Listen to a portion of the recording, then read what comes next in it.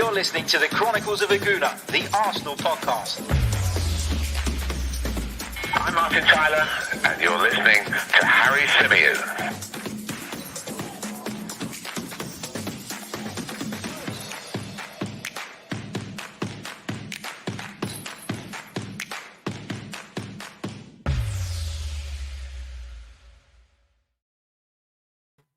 Hello and welcome back to the Chronicles of a Gooner, the Arsenal podcast brought to you by 90 Min. As ever, I'm your host, Harry Symeou, and normally the morning or the early afternoon after a game, we bring you the tactical analysis show. We look at the game in a little bit more detail. I watch it back. I pick out certain elements in which I think that we got things wrong or we got things right. We discuss it, we go through it, and we look at the game with a calmer head. That's the whole idea of doing a podcast the next day. We bring you the post-match reaction, but obviously, once you've slept on things, once you've seen a bit more analysis, once you've had some more time, you can normally break down a game a lot better. But I thought I'd scrap that this time around because everything that Arsenal got wrong yesterday was so clear that it would be an insult to your intelligence if I was to sit here and pull up screenshots of it and bring up statistics to back it up and all of that stuff that we normally do on a tactical analysis show. It would be, as I say, an insult to your intelligence. So we're not going to do that. We're going to talk about the wider situation at Arsenal because Arsenal, for me, are in crisis. Mikel Arteta is on thin ice. In some people's books, there's no ice left at all. He's already fallen through it. And I understand that. And I totally get that point of view. And I'm not going to sit here and defend him today because you can't defend the indefendable. Indefendable, indefensible, whatever the word is. It's just simply not good enough. From the very top of the club right down to the bottom, things are broken. Arsenal is broken. Our owners have thrown a bit of money at the transfer window this summer. 120, 130 million pounds is what we believe it to be. But what have they done with that 120, 130 million pounds that gives you confidence Arsenal are going to move forward? We talk a lot, and we have talked a lot in recent weeks about the players we've had missing. And I'm not going to completely dismiss that because it is a factor. You know, Pep Guardiola, obviously he's a friend of Mikel Arteta's. He's very close with Mikel Arteta, but he's always going to defend him. You know, Pep Guardiola is someone whose opinion I value highly because he is a top manager. He's achieved fantastic things in the game, but he's never going to stand in front of the press and slag off his mate. So when he says that we've got to trust him and that we've got to give him more time and that if he's given the right time and more time, he will get the job right and he will do well with Arsenal. I can't buy into that anymore. I can't buy into Arsenal continuing in this way for much longer because we are at an all-time low. We are rock bottom of the Premier League table. We've conceded 9 goals in the Premier League. We've yet to score one. We've had 7 shots on target in 3 games of football. It is simply not good enough. Something has to give. And you can't bin off the whole squad. You can't get rid of 8, 9 players in one transfer window easily. We've seen that already this summer, that's been a big struggle and a big problem. Are there deadwood players or players that you'd regard as deadwood within Arsenal Football Club right now? Yes, of course there are. There are a lot. But Mikel Arteta's job and responsibility as the manager of this football club is to get the maximum out of what he has. And when you look at some of the talents that we do have in the group, you cannot put your hand on your heart and with all honesty say that he is getting the max and that none of it's his fault anymore and that all of it is, to do with the players and to do with the hangover of years gone by.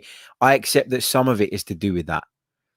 But Arsenal as a football club right now is broken. We're at an all-time low, certainly in my time of supporting the club. All times a bit strong, but in my time of supporting Arsenal Football Club, we are at our lowest. And something's got to give. Something's got to change. Do I think that Mikel Arteta is going to get sacked during this international break? No, I don't. I'm not saying that's the right decision, by the way, but in my opinion, there will be nothing done by KSE, by Vinay, by Edu, the people running the club between now and when we play Norwich at home. And now you're in a position where you kind of have to make a decision. You can't just say now, well, if we beat Norwich at home, then he can stay another week, and then we're going to go to Burnley and then you can judge him on Burnley. For me, decisions need to be made before it's too late. And if you remember, towards the back end of Unai Emery's tenure, we started the season poorly. We were in a really poor position when he was sacked in November. And in my opinion, we left it a few weeks too late. And that made it almost impossible for Arsenal to catch up and finish where they needed to finish. And that's why when Mikel Arteta came in, okay, he won the FA Cup, but finished 8th. Lots of us were like, well, the team was struggling already. He wasn't, there for the whole season. He didn't have a chance to bring his players in, etc., etc., etc. And that was kind of excused, wasn't it? But now Mikel Arteta has had a full season and a half. And we're in the new campaign. We're in the 2021-22 campaign. And Mikel Arteta was on thin ice going into the season, because even after sort of last season, there were a large proportion of Arsenal fans out there that wanted to see him gone. They didn't feel he'd shown enough in that 18 months or so in charge, or season and a half in charge, to suggest or to justify keeping him in the job, keeping him in the role, keeping him in the position. And now we've started this season, and granted, we went away to Manchester City, a game that me and you and pretty much everybody expected us to lose. And our previous defeat came against the European champions, Chelsea. The Brentford game, it's not that for me. I don't really read into that particular defeat in isolation too much. It was kind of, and I've heard other people describe it as the perfect storm. Arsenal go to Brentford, players unavailable due to COVID right at the last minute, disruption behind the scenes, a side who were buzzing, playing their first game in the Premier League ever in front of a home crowd at their new stadium. I don't excuse Arsenal for losing that game, but it didn't come as a massive surprise to me. And so if you told me at the start of the season that really our season was properly going to kick off when we played Norwich at the Emirates Stadium, I'd have gone, I hope that's not the case, but it could well be. So I'm not shocked by the fact that Arsenal have been beaten by Chelsea, beaten by Manchester City, and beaten by Brentford. I am shocked at the manner of some of those defeats.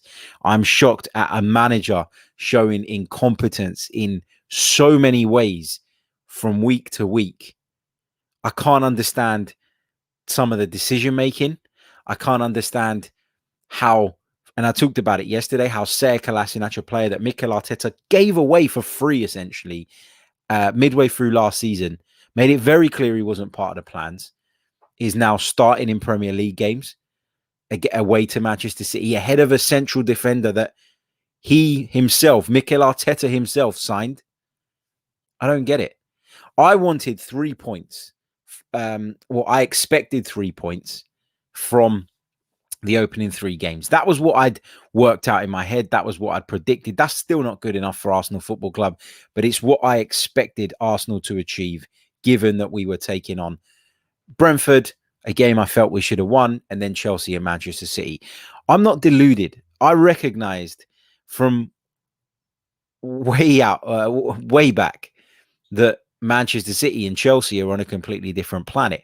There's no disgrace in losing to those two teams, but there is a disgrace in losing in the way we did, especially at Manchester City, especially in that game at the Etihad, where we were set up to fail.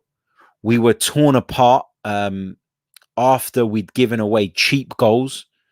We had players that were being asked to do roles that they simply cannot do. And the player that I always look at when talking about yesterday's game, and I'll continue to look at and continue to use as an example, is Granit Xhaka. Can't defend what he did. He made a stupid challenge. He put us in hot water, reduced us down to 10 men, which obviously made it a mountain, more of a mountain to climb. But we were already 2-0 down at the time. The biggest concern for me and the biggest worry about what I saw yesterday with regards to Granit Xhaka was that we've got a manager who is asking him to press, who is asking him to squeeze up the pitch, who is partnering him with Martin Odegaard in a midfield against Manchester City, who rarely give up possession anyway. It didn't make sense to me. There were so many things that didn't make sense. Play the double midfield pivot. Play Lokonga alongside Granit Xhaka. If you try and find one positive, one bright spark from what we've seen of Arsenal this season, it would be Albert Sambi Lokonga. A player that many of us thought was coming in as a fringe player, has been thrown in at the deep end because Thomas Partey's injured again, and has actually done okay, in my opinion. So then you leave him out to play Martin Odegaard alongside Granit Xhaka, and to me, that just didn't make sense. You know, I was looking at the team sheet when it came out, and I was sitting there and I was going, okay, he looks like a back three, which is what I wanted. Back five, if you want to call it that, when out of possession. It's what I wanted to see. But what on earth was going on in the midfield? It took me a while to work out what on earth Mikel was trying to do. And you cannot take these big gambles. You cannot overcomplicate things. You cannot spend your entire week on the training ground trying to figure out this out there system or formation or out there kind of team selection that might throw Pep Guardiola off the scent and lead to us getting a bit of an advantage, a bit of an upper hand. It's an overcomplication of what in actual fact is most of the time quite a simple game. You can sit there and you can be as complicated and as detailed and as out there as you want to be with your tactics. But if your players are not getting the basics right, then you won't succeed. And a lot of those players that fail to get the basics right should not be in the side, probably shouldn't even be at the football club. You know, we've pushed really, really hard to move certain characters out in recent seasons. The likes of Matteo Guendouzi, the likes of William Saliba, who's gone back out on loan after being told that he could. And as a fan who isn't on the inside and who doesn't understand necessarily all the time what exactly the dynamic is behind the scenes, we've trusted him. A lot of us have trusted him and said, okay, well, if you're saying to me that there is an issue with William Saliba, that you don't think he's ready, we haven't seen him play. We haven't watched him week in, week out. Arsenal fans will pretend they have, but most of them haven't. You know, we haven't watched him week in, week out. Therefore, Mikel, we're going to trust you on this. We're going to give you the benefit of the doubt. But it's becoming increasingly difficult to give someone the benefit of the doubt when Callum Chambers is playing at centre-half, having nightmares like he did against Manchester City. When Sead Kolasinac, who, by the way, was Arsenal's best defender yesterday. And what does that say to you? But Sead Kolasinac, who was seemingly headed for the exit door, is now playing football matches and starting games for Arsenal in a position that isn't even his natural position. It's just baffling. It's mind-boggling. Honestly, it really is. Before I continue, let me just pick up, because there was a super chat that came in. I'm just wary of it disappearing because I missed one yesterday, which I feel terrible about. Big thank you to Bill for your very kind super chat donation. He says, morning, Harry. With press conferences, why don't the journos ask Mikel the honest questions rather than scoot around the issues? Hashtag time to go. I think the journalists are in a really difficult position. And I say this because I've been in some of those press conferences and I understand how it is that they get their stories, how it is that they then, you know, that they maintain that relationship with the club, so that they do get stories first, so they do get leaks, so they do hear from sources in order to do their job properly and break you news the way they do. I think where I'm in a lucky position is I'm kind of in between, right? Where I've got an opportunity to write about the club that I love and talk about the club that I love, but I'm not someone who is having to manage certain relationships with the club. So I can speak my mind. I can be honest. I can be open. I can question what I want to question. I can criticize what I want to criticize. And I get a lot of stick on social media from people saying to me, well, you must be on the club's payroll because you don't want to slag them off about this or that. No, I'm not at all. You know, I'm sitting here right now with a podcast titled Arsenal Are in Crisis because I genuinely feel that way this morning. You know, that's how I feel. And some of these journalists, as I say, they are in a position where they need to find the balance between holding the club and the people running the club accountable for what happens on the pitch, but also managing the relationships that they do have with the club and that ultimately feed them the information and the insight that they have and that they make a living off. So it's a difficult one, but you know, Mikel Arteta has shown himself so bloody good. Mikel Arteta has shown himself to be so bloody good at just giving a blank answer, putting on this blank face, blank persona. He doesn't engage in the way you'd like him to engage. I'm not saying that as a manager of an elite football club where you're managing sort of millionaire footballers, you need to be airing the team's dirty laundry in press conferences week in, week out. But you need to become a little bit more likable. For me, you need to be a little bit more open. You need to show that you care. You need to show that you understand that it's not where it needs to be. You need to win over that extra bit of support and that bit of love from the supporters. And I don't think Mikel's done that. I think Mikel has been very cold, very calculated. When you see him showing emotion, it's normally anger rather than sadness. And that anger is healthy. You know, you need that anger. You need that to kind of, you know, to motivate yourself, I think. But you also need to be able to manage the relationship between yourself, the supporters, and between yourself and your players. And I don't think Mikel does any of that well enough yet. I don't think he's developed enough as a manager. I think he's had to deal with some really difficult situations at Arsenal, for which I have some sympathy. But ultimately, he has not, in my opinion, won the hearts of the fans. And it's not because of necessarily results. It's because of his demeanor. It's because of his persona. And since I've started to have doubts in my mind about whether he's the right man to take over, I've probably noticed that more. And I don't know if that's my subconscious kind of bringing it to the forefront of my mind a little bit more, but I don't find him likable anymore. I don't find him to be someone that you can look at and say, yeah, you know what? I've got faith in this guy. I've got trust in this guy. He is becoming a bit of a kind of lone figure when it comes to Arsenal Football Club, in that I don't think the players are necessarily on board with what he's doing. I don't think the commitment they show during performances and you know, some of their body language, I think that tells us that they don't feel 100% engaged with what he's doing necessarily, although they'll never say that publicly. And also the fans don't believe and the fans don't trust. And so Mikel Arteta, as I say, is becoming a bit of a lone figure.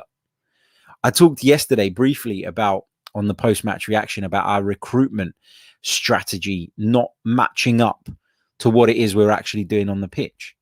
You know, we have started this season looking to press teams further up. Okay. I talked about Xhaka and how he's just completely unsuited to that. I also don't think that playing Martin Odegaard and Emile Smith-Rowe in the same side when you want to do that is wise either. Obviously, we were missing Nicola Pepe yesterday due to illness. The club have you know, insisted that is not to do with COVID. But I just look at it all and I just think that we talk about a process and trust in the process and a plan. What is the plan? Because with each week that passes, it becomes blurrier and less clear. And you look at it now and you say, we've started the season and we want to press people, yet you haven't brought the right personnel into press.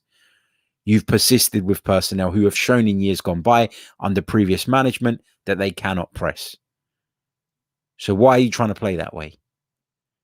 You know, either you pick a philosophy, you find a way that you want to play, you put your colours, you nail your colours to the mast and you say, this is the way the Arsenal Football Club are going to play under Mikel Arteta's management. Now, let's go out and spend that 120, 130 million pounds on bringing in players that are fit for purpose. And we've not done that. We've brought in players who, in terms of the age profile, the deals make sense, but players who don't dramatically pick up this team. And a little while ago, we were having a discussion off air. It was with a friend, and we were saying, actually, when you look at a football team, we always talk about this need for a rebuild. And at Arsenal, it was a worse situation than at most other clubs, right? Because the sheer volume of players that needed to move on, that were dead wood, was significantly higher than it was at, for example, Manchester United, when Ole Gunnar Solskjaer took over, and various other clubs. So you understand the size of the task. You understand that it's a task that is going to take time. And that is why I've been much more patient with Mikel Arteta than probably most Arsenal fans have been. But you're only ever really 3 or 4 signings away from really dramatically changing your team. We've seen so many other clubs do it, bring in talismanic players who have come in and changed their fortunes. And we have tried to do that, and it's not worked. We've tried to do it, and it's failed miserably. We've gone and brought Thomas Partey in, who we were jumping up and down about. I was buzzing when we signed Thomas Partey, but we can't keep him fit. It's failed miserably, and I don't pin that necessarily on Mikel Arteta, but you look at the rest of the team, and we haven't done that enough. Instead, we've brought in the Lokongas, the Tavareses, who I do think for what it's worth will go on and be decent players. But we could have spent that money that we spent on Tavares and Lokonga and gone and bought a ready-made midfielder who was going to come in and improve the team. You look at the goalkeeping position. We've spent 25 million pounds on Aaron Ramsdale, who, again, I'm not completely dead against the signing of. But when you're talking about that kind of money and then a failure to improve the starting 11, you've got to ask questions. Aaron Ramsdale comes in. A significant proportion of our transfer budget has gone on Aaron Ramsdale this summer, and he's on the bench. How about improving the 11 first? How about improving the team that takes to the pitch every single week and then worrying about building depth? Arsenal are not in Europe this season. For me, the idea of building this huge amount of depth was the wrong idea. It's the wrong path to go down. And do I accept, as I say, that when players are missing, it does make things difficult, more difficult than they should be? Absolutely. But the whole plan just feels backwards. And if Mikel Arteta is not the right man and he needs to go, then so does Edu, because they're doing this together. They've got the backing of the Chronicles, who, as I've said before, I don't criticize because of the spend. I don't criticize because of financial issues. I criticize because they are absent. They clearly don't have a clue about the game of football, and they have essentially given the keys to their football club to 2 men who are very inexperienced and who don't know what they're doing. And that's the reality. Mikel Arteta as a manager, in my opinion, is suffering from an identity crisis, because an experienced manager who believes and trusts in his methods will say, okay, this is the way I want to play. We're not getting the results today, but if we keep doing what we're doing and we keep doing the right things, we will get there. That's a manager who has a philosophy and an identity and a way of playing that has been proven in years gone by. The proof is in the pudding. That manager can look back and say, yeah, it did work, so I am going to stick with it. Mikel Arteta doesn't have that. There is no previous. He's a rookie. He's somebody who's been given a job that is huge, a job that now we're starting to see is bigger than him, is too big for him. And he clearly doesn't trust in his own process. He clearly doesn't trust in his own plan, because it changes from week to week, whether that be with the shape of the team, whether that be with the instructions dished out to individual players, or whether that be with the personnel he selects. Players he was desperate to move on are now starting football matches for Arsenal. Players who he's seen over the years cannot press are being asked to press and leaving us exposed in certain areas. If you want to press, you need to push your back line up the pitch and you need to squeeze teams into their own half. You press as a team. You don't press as an attack or as a midfield or as a defense. You press as a unit. And we're not doing that because Mikel Arteta is suffering an identity crisis. He doesn't know what he wants this team to do because from week to week it changes. And I'd have more respect for him if he picked a way of playing, picked the philosophy, picked the style and said, this is how I am going to play and I'm going to persist with it. And I will fail. I will live and die by whether that works or not. That for me is the way you approach management. It's the way most managers approach management. There will be certain characteristics of a team that are implemented by the manager. And then you will see, if you follow that manager's career, that they are implemented at all the clubs he goes to. I'm not saying that I want him to be the Arsenal manager, but like David Moyes, Rafa Benitez, I could list off things for you that I associate with their teams. What do you associate with Mikel Arteta's teams? Because there's no positives. Looking at things now, there are no positives that you can associate with Mikel Arteta's team. I'll tell you what you associate with Mikel Arteta's team today. Overcomplicated tactics, a lack of creativity, an inability to get the best out of our key players. It is, for me, really worrying. Really, really worrying. And look, people are all in the chat, and I've had a load of tweets over the last few days from people saying, this was always going to happen. We knew this from the beginning. We should have sacked him, 6 months ago, etc., etc., etc. I don't think I was wrong, to be fair. And when I say be fair, allow Mikel Arteta to get through his first full season in charge with less scrutiny. I don't think that was unfair. I think that was the right way to go as a fan. Remember, that is what we are. We're fans, we're supporters. We're not anything more. Okay? That, for me, was the right approach, to look at it and say, okay, he took over midway through, the Unai Emery season. He took over, took some time to implement his stuff, won the FA Cup, managed that FA Cup run, I thought, impeccably well, got the trophy in the bag, and then all of a sudden the expectation, didn't it, for the following season raised dramatically off the back of that. Didn't live up to that expectation, but had to deal with a lot of issues. And for me, I was quite content to say, okay, we've got to be patient. We've got to accept that was his first full season in charge, and that there were some bumps along the way that obviously made the job difficult. Would they have made the job as difficult for a manager with more experience? Probably not. And that you have to accept. And that I always said. I said repeatedly that I would, that I would give him a harder time this season. That I would look at things from a more kind of, I don't even know what the word is, that I'd put him under more scrutiny, that I'd get the microscope out a little bit more this season, and I'd hold him more accountable for Arsenal's results. And, we're seeing at the start of this season, not necessarily because of the results, because I only think that we probably should have had 3 more points than we do, in which case you can't really go crazy. But it's the nature of the performances. It's the nature of the defeats. Let me just take a couple more of your super chats, because I think I might have missed one. Oh, man, I'm so sorry if I have.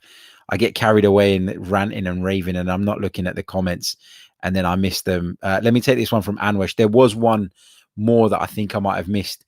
So please do drop it back in. You don't have to put it as a super chat. Just type super chat at the beginning of it, so I know it was you, and I make sure that I do read it out.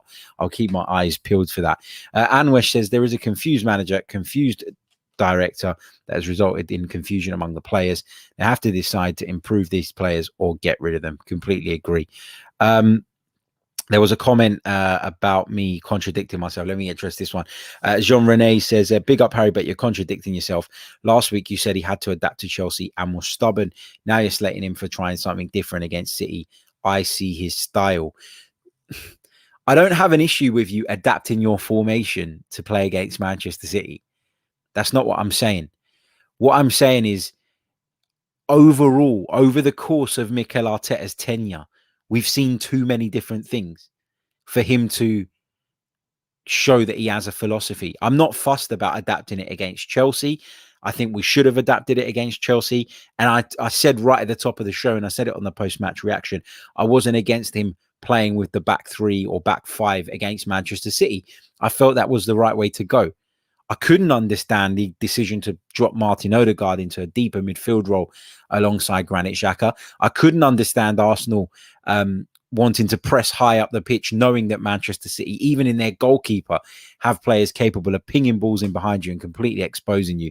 So that's my issue. Not necessarily that he changed, the shape of the team, for, the games against Chelsea, a game against Manchester City. It needs to, you need to change, you need to adapt, but you need to be pragmatic and you need to make sure that your changes or your adaptations at least see you show yourselves to be more capable. And we weren't capable of even competing with Manchester City yesterday. We gifted them goals and we capitulated. 2-0 down, you can still dig your heels in. You can still make it difficult. And you can come away from the Etihad, yes, with 0 points, but with your heads held high. And we didn't do that. Matt Murdoch, here's the super chat. He says, Harry, I like your podcast, but you can't keep backing this manager and his decisions anymore. Look at Xhaka, yet you backed him in his contract. I'm not backing the manager anymore. I'm not. I'm sitting. I've been talking for 30 minutes about how I don't think that it's working anymore. Like every person in the world, I have a breaking point. And in the one hand, I'm kind of sitting here going, should my breaking point be a defeat at Manchester City, who are so much better than us? But on the other side, I'm saying no, but the nature of the performance and the decisions that are being made are also baffling, that actually it's clear that this is just not working anymore. But thank you, mate, for your very, very kind super chat donation. As I say, really, really appreciate it. And thank you for your support. Right, let's just take a quick pause and we will get some of you guys' thoughts and questions in the live chat box as well. We have got currently over 750 of you watching us live across the multiple platforms, which is incredible. But we are running low on likes. Let's have a quick look right now, because we have only got, we're 763 now of you watching on YouTube alone. 101 likes. Come on, guys. We should be able to get that up to 200 at minimum. Please do smash that like button. It really, really does help. I cannot tell you how soul destroying it is doing podcasts like this. So please, if you could hit the like button, I'd really, really appreciate it. Just a quick reminder as well that this show is brought to you by the team over at manscaped.com. Brilliant male grooming products. Check them out. Head over to the website. Get yourself a Lawnmower 4.0. Get yourself all the fantastic other bits and pieces that they do, the accessories that go with it. And I promise you, you will not be disappointed. That's manscaped.com. And if you enter the discount code rolling across the bottom of the screen, it's 90min20. You shall receive 20% off using that, as well as free worldwide shipping. We thank them so much for their support. Right, let's go back over to the chat. Massive thank you to Daniel for your kind super chat donation as well. Daniel, thank you so much. He says, I appreciate we need to close the gap, and that's going to take some time, but we could at least come out of the big games with some dignity. It seems like we are the laughing stock of the league at the moment. Yeah, completely agree. I don't think that, as I say, that we're going to kind of learn too much from games. No, let me rephrase that. That's wrong. I don't think our season was ever going to be defined by games against City and games against Chelsea, because they are just so much better than us. They have better coaches than us. They have better setups than us. I think for me, the kind of watching how this summer has unfolded, watching the way we have recruited, the way we have pushed certain players out over the last couple of years, some of which I agree with, but others I'm not so sure about. When you look at how it's all unfolded, I just think we're at a point now where you have to just cut ties. Would I have sacked him last season? No, I wouldn't. I still stick by that, because I don't think it's fair to judge a manager prior to them having at least one full season in charge. And even after one full season, you can't always make your judgments. Some of your judgments would still be premature. However, you need to see enough progress during that time to justify the continuation with that particular manager to justify the to justify trusting in him for a bit longer. And with Arsenal, we just simply haven't seen that. Last season was appalling. Last season was poor.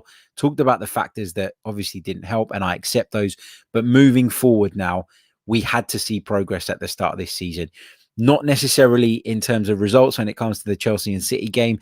Had we lost both of those games, but with our heads held high, I wouldn't be sitting here now saying that Mikel Arteta is on thin ice and that the club are in crisis. But it doesn't look like the players are playing for him anymore. The confusion around how we're setting up, how we're looking to apply ourselves in certain games is worrying for me. And the fact that I just don't see a way out of this situation is why I'm at the point now where if Arsenal phoned up Mikel Arteta today and said, Mikel, it's not working, see you later, mate, I wouldn't argue with it. I think it would absolutely be the right decision. But all of that, and they call me Harry Caveat Symeou for a reason, all of that is with the caveat that we go and get a good manager in, that we go and get someone who is going to come in and make things better, who is going to change our fortunes, who has a track record. And the problem is that since Wenger left, as I've said repeatedly, Arsenal have got the decisions wrong when it comes to bringing in managers. And that is where my fear and worry ultimately stems from. That is a bigger problem than Mikel Arteta staying a few weeks too long. The fact that there is very little faith from us as supporters in the people at the very top of the club to appoint the right man is the biggest concern for me. And it's why I say Arsenal as a club are in crisis. Not because we've just been beaten by Manchester City handsomely, not because we lost to Chelsea last week, but because there are a number of elements that you look at and you just feel are not right, are not, there are things that we're doing that are not working. And the fear and the reason I feel we're in crisis is because I don't have any faith in the club getting it right when it comes to replacing. And that is a bigger fear than anything that Mikel Arteta could do. Right, let's go into the live chat box. Let's take this one from Brad Richardson. He says, Harry, do you expect any more incomings after the results we've had? I'd be very surprised if Arsenal did any more transfer business. A couple of days of the window left. Can't see it. Will we panic into something? Maybe. But is it going to be something significant enough to turn the team's fortunes around? I can't say it is. I've got to be honest. What else have we got? Let's see what you guys are saying. Matt G says, will the international break help or hinder Arteta's preparation for the Norwich game? Really good question, and a really tough one actually to answer, because I don't know. I think the international break can be a good thing, because I think it gives people time to kind of step away from the kind of spotlight and reevaluate where it is we're at, look back at the first 3 games, do a bit of soul searching, have those meetings, behind the scenes that could hopefully, see some people given some home truths and Arsenal moving forward as a result of that. I think it's probably a good thing, actually, that we do get to move on. I always say the good thing about football is there's always a game around the corner and it gives you an opportunity to bounce back. But when things are this low, I think a break is welcomed. I do. Let's see what else we've got. Christoph says, I appreciate your measured non-reactionary stances, Harry. Thank you very much, mate. Really appreciate that. Mute hate preachers _ stop division. That's the screen name.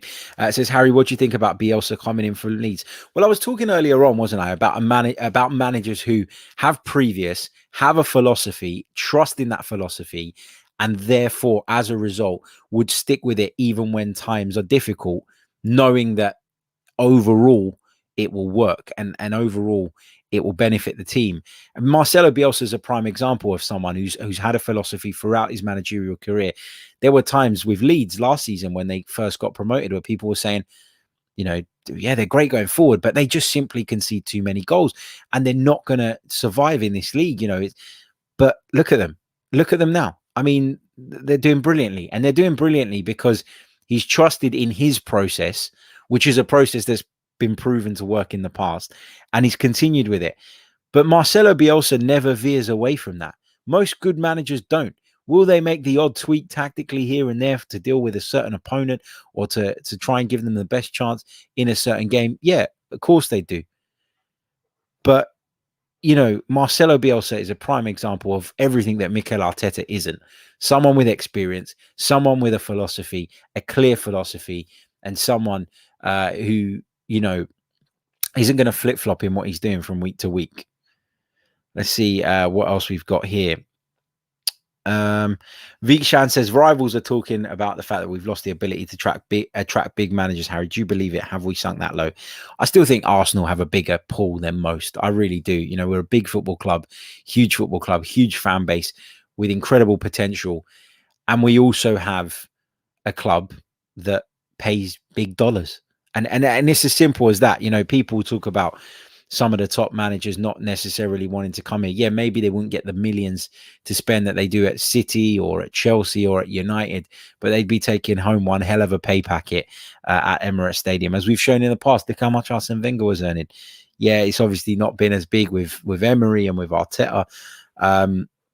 But, you know, Arsenal pay money. Arsenal pay big money with players and managers. And I don't see us having too much trouble kind of at least getting some of these managers to the table. Whether they'll take the job is another matter, but you know, you got to aim for the very best.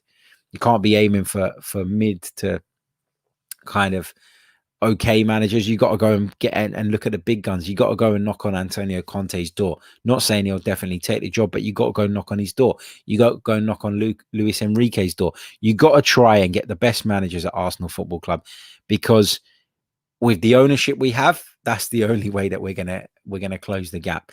Because if the structure is broken, if you know, we're talking about as a kind of hierarchy that, in my opinion, doesn't work, where we've got Mikel Arteta, inexperienced, you know, reporting up to Edu, inexperienced, reporting up to Vinay Venkatesham, who just simply isn't a football man, then that is broken for me. And therefore, if you are going to bring in a manager and give him greater control, the way we did with Arsene Wenger, the way that Mikel Arteta has been given more control in recent months, having been appointed as the manager rather than just the head coach, then it needs to be someone that has been there, done it, that has the experience, that can carry the weight on his shoulders.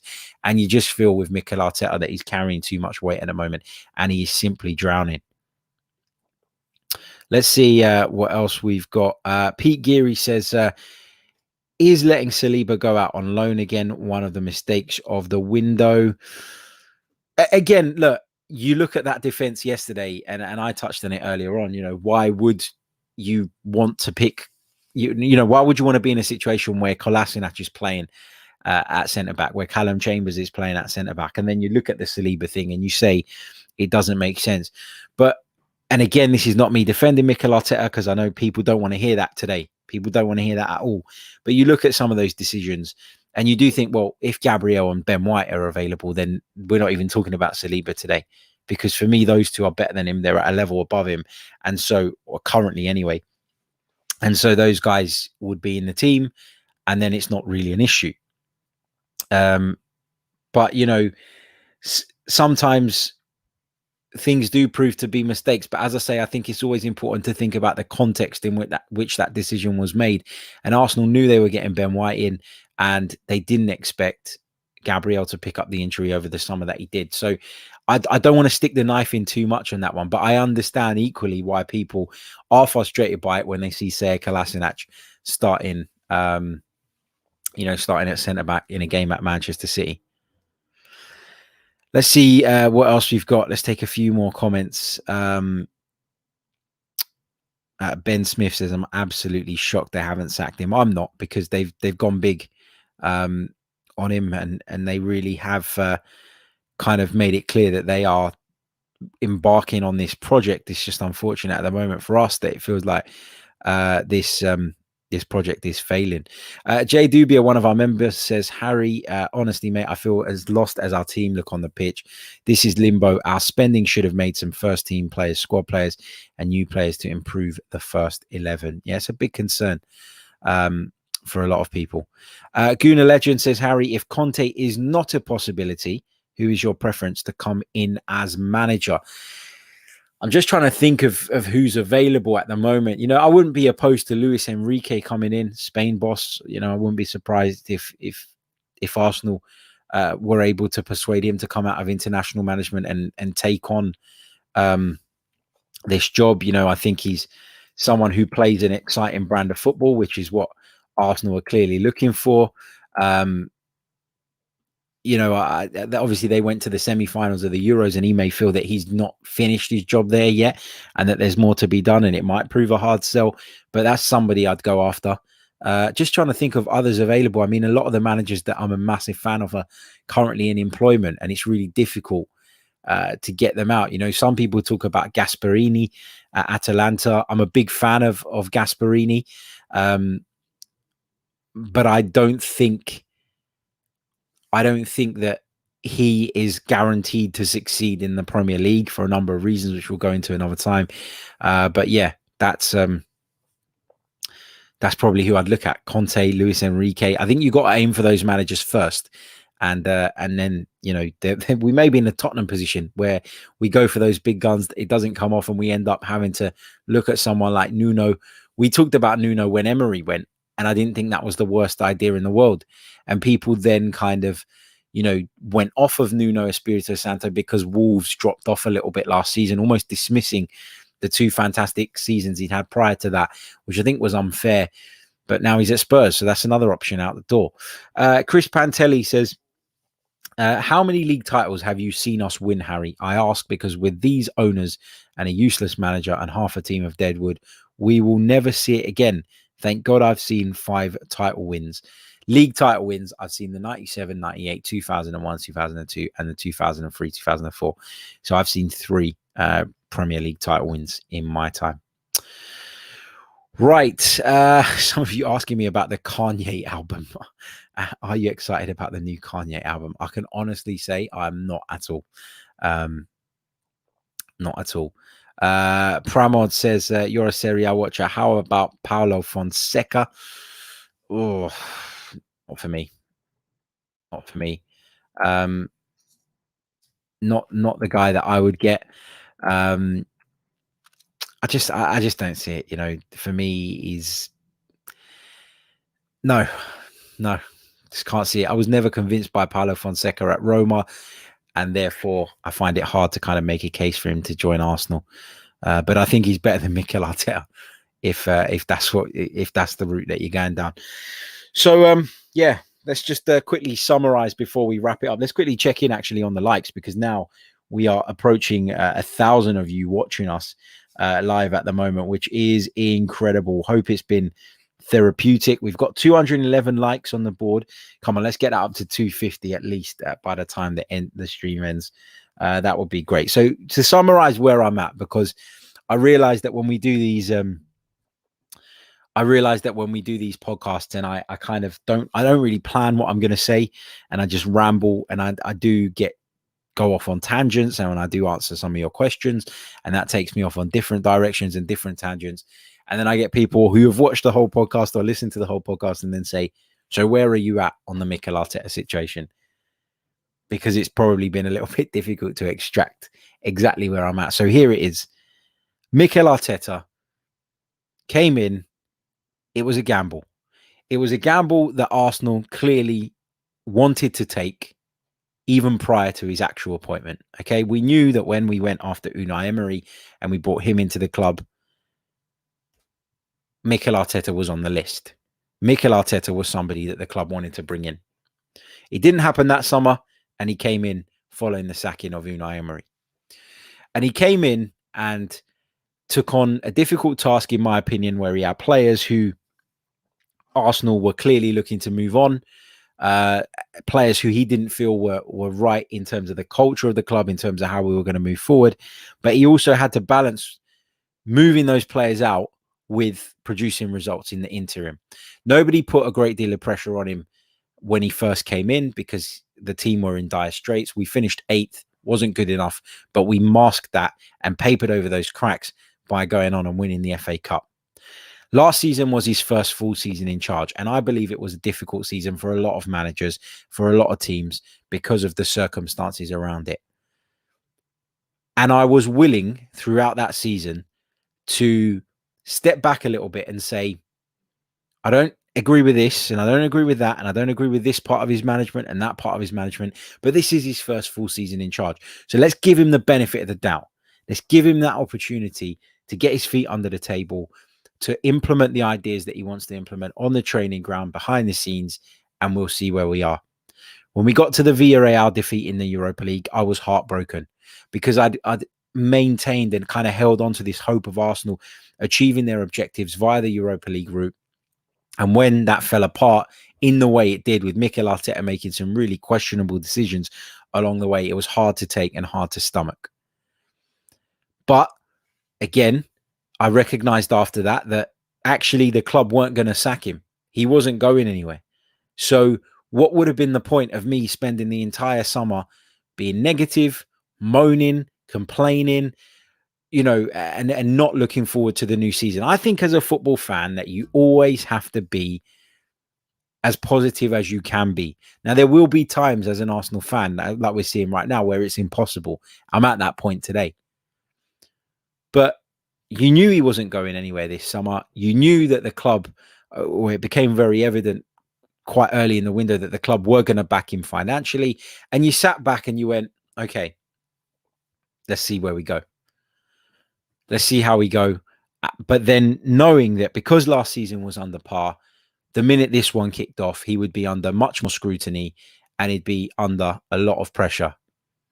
And we started this season with a difficult game at Brentford. We were hit and rocked by a couple of absentees that were related to the COVID. Or I say a couple that probably would have started the game, but 4 or 5 within the group. There was a massive disruption and we lost to Brentford. And I even then, I was upset, I was disappointed, I was frustrated, because knowing that City and Chelsea were just around the corner, I really felt we needed those 3 points. But I accepted that it could have been an anomaly, that it could have been, as I said earlier on, the perfect storm. Brentford just promoted. We had players missing. They were buzzing, new stadium, new league, etc., etc. And you walk away from that and you go, well, it is what it is. And then I looked at the games against City and the games against Chelsea. And again, I looked at them with very little hope. I looked at them as games that I thought if we performed, we could potentially get something out of. But really, if I was a betting man, I'd have leaned to victories for both of those sides. And we lost those 2 games. But it's not for me, as I keep saying, the results. We're bottom of the league after 3 games. Yeah, it's embarrassing. It's not where you want to be. But do I actually genuinely think Arsenal are going to be in a relegation scrap come the end of the season? Absolutely fucking not. Do I think that Arsenal are going to be in the second half of the table? No, I don't. I still think we're good enough to be in the top 10. I really do.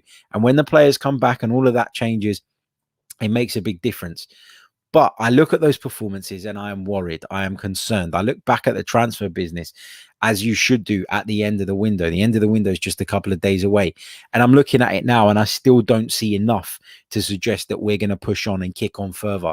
Therefore, if the recruitment isn't improving us, if the manager tactically is getting it wrong, if the players don't seem motivated, which is, again, part of Mikel Arteta's job, you have to look at him. And if the club cut ties with Mikel Arteta today, then I could have no complaints. I could have no complaints. And actually, I'm starting to move towards the side now where I feel that it's just not going to work ever. So let's move on from it. That's where I'm at. I don't feel like it's going to work anymore. But that kind of switching of opinion, by the way, people are allowed to change their opinions having watched something unfold. But I don't think switching that opinion, bang, like that on one game is the right way. I don't. And that's why I've been reluctant to say sack him today, sack him now, because I think that would be me being reactionary and being OTT and being someone on YouTube just trying to get clout by ranting and raving. But actually, I've been getting to this point for a while. As I mentioned, after the Villarreal defeat in the Europa League last season, I felt like I was moving that way. And then I gave him the benefit of the doubt over the summer largely because I knew he wasn't going. And now we're at a place where we are 3 games into the season. Okay, it's not the be all and end all. We're not going to get relegated. I genuinely believe that. But looking at those performances, looking at the lack of motivation, looking at the lack of progress, it's time to move on. It is time to get Mikel Arteta out and bring somebody in who is going to get the maximum out of this squad, or at least close to the maximum more often than not. Mikel Arteta isn't getting anywhere near the maximum.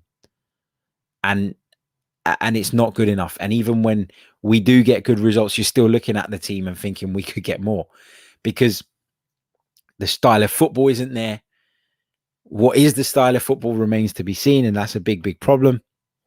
It just feels to me like we're not moving in the right direction anymore. And when you get to that point, this is too big a football club to sit around and sit on your hands and say, oh, let's give him next week.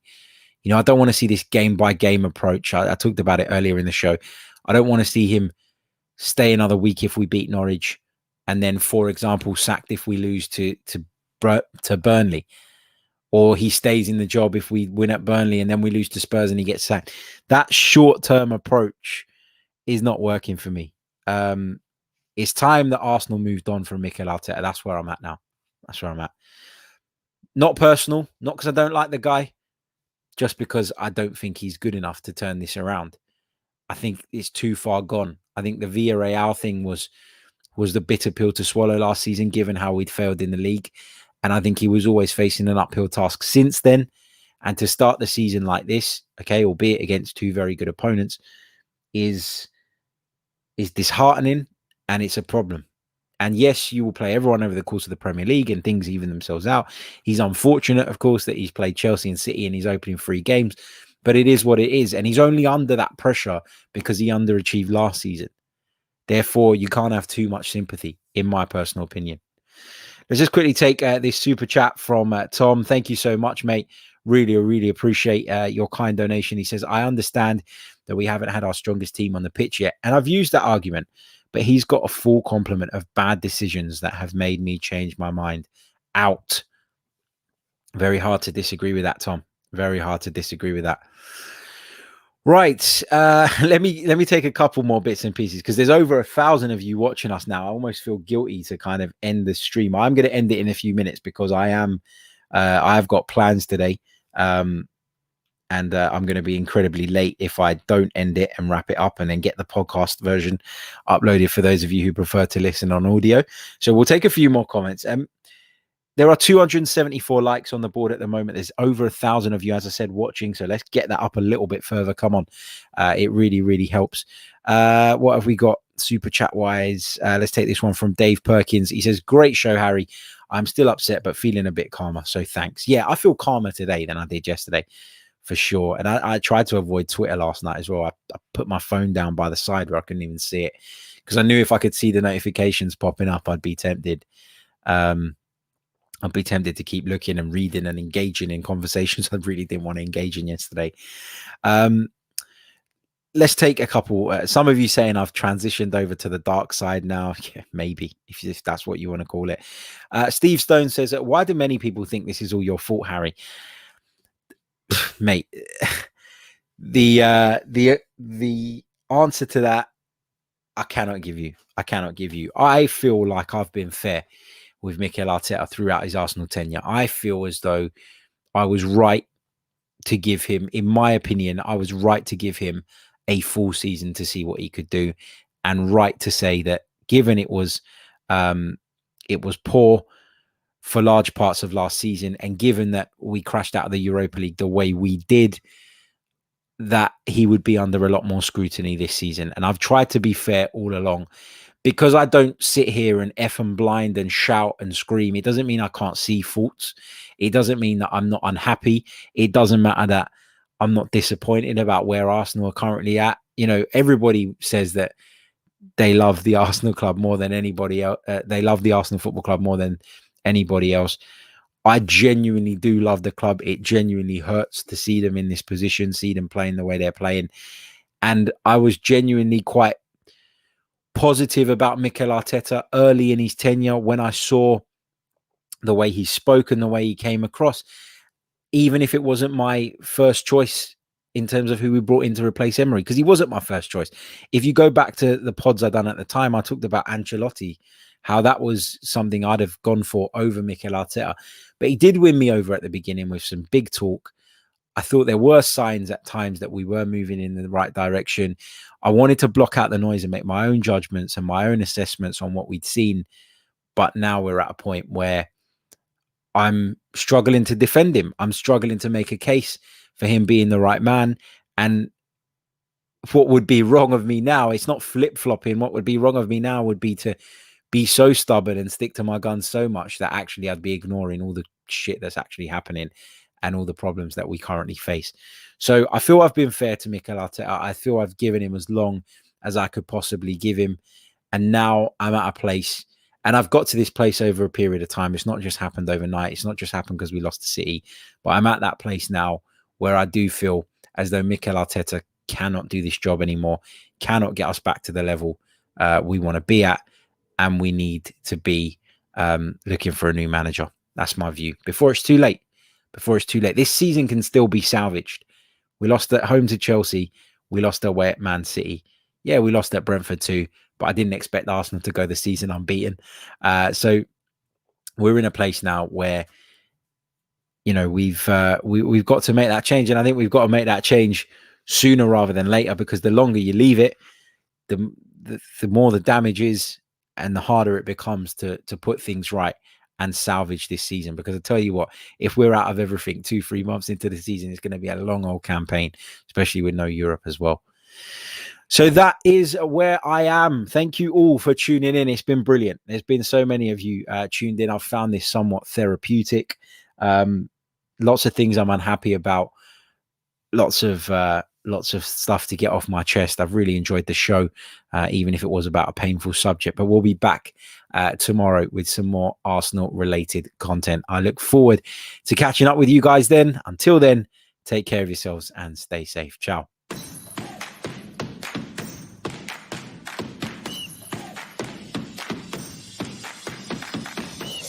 You're listening to the Chronicles of a Gooner, the Arsenal podcast. I'm Martin Tyler, and you're listening to Harry Symeou.